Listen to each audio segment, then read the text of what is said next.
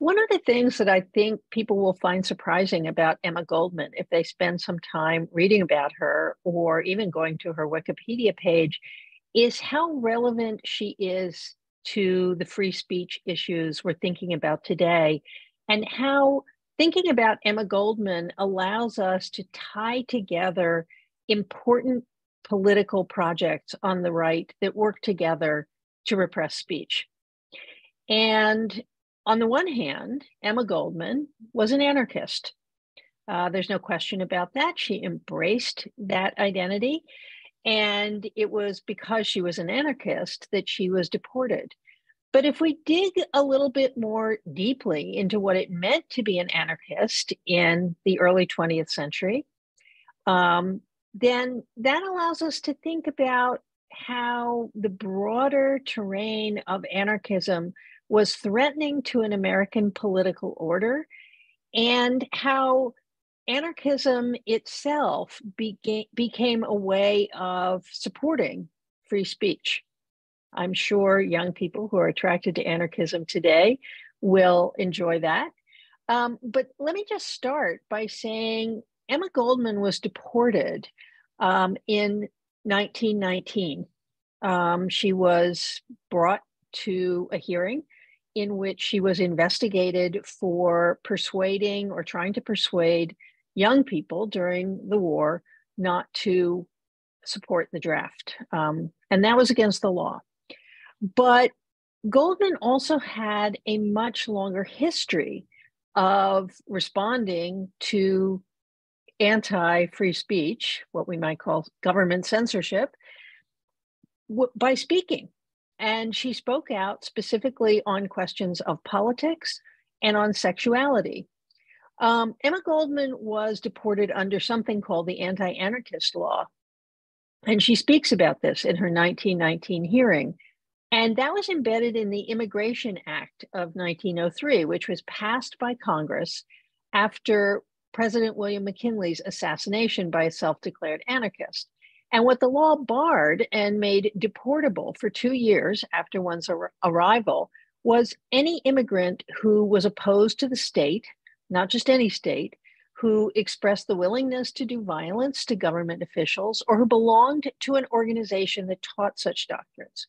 So even if you were not a person who yourself threatened public officials with violence or threatened the political order with violence, to affiliate yourself with such an organization and speak about its principles was against the law. And Goldman challenged this constantly. But I think another thing to look at is, along with the anti-anarchist provision in that law, was a lesser known aspect of the law that barred people who supposedly, quote unquote, imported prostitutes, an act that was aimed at but did not really name two categories of persons. The first was Chinese men attempting to bring wives to the United States so that they could establish families and settle permanently. And the second was to crack down on a fake conspiracy, which was kind of the QAnon of its time, that so-called foreigners, often presented as Jewish or Asian, were said to drug, entrap, and rape innocent white girls and then sell them into prostitution. This was called white slavery, and it was a complete fiction. And it was separately codified in the Mann Act of 1910. But how does Goldman, in fact, get wrapped in to this kind of project? Well, there are two ways.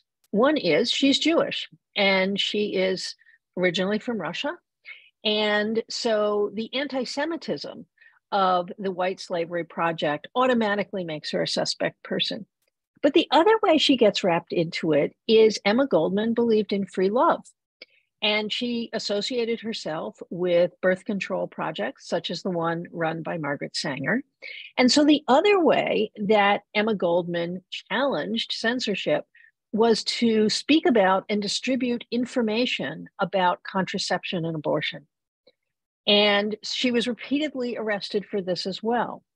So to think about Emma Goldman's deportation as only part of a political project to eject radicals is certainly correct, but it doesn't go far enough. And it certainly doesn't bring her into our time as a relevant person for us to think about.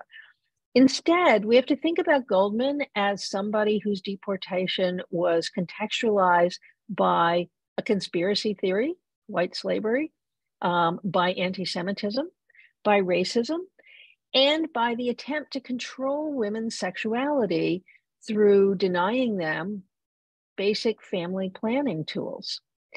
And I think that allows us to go back to Goldman's writings and look at the way she used speech to try and promote a much broader project of social, political, and cultural liberation through speech acts that the United States government was trying to suppress.